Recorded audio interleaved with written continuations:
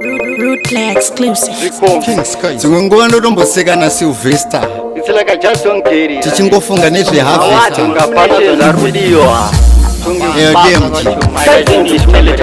Eutaboka. Masinga inogara kumajube. Zvasinga. Inga zvikomo zvinopanana mhute.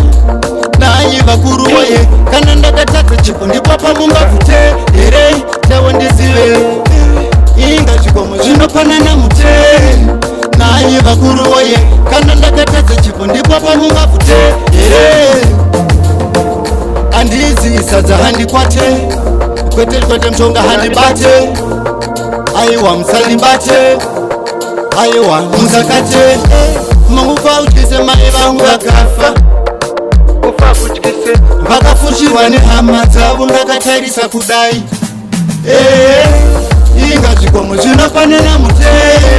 Nayi vakuru woye. Kana ndakatadza chipo ndipo pamungabvute. Here newewo azive. Inga zvikomo zvinopanana mhute. Nayi vakuru woye. Kana ndakatadza chipo ndipo pamungabvute. Here newe ndizive. Kushanda kusina basa, kutambira mari sina basa, sina basa.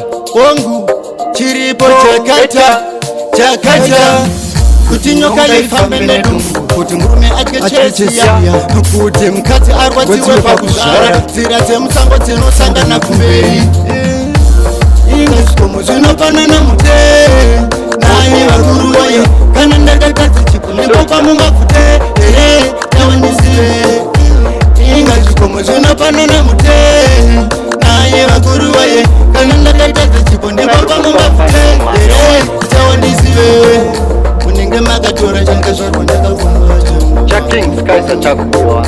munenge makatora chakazvarwa ndakafumbata mumaoko.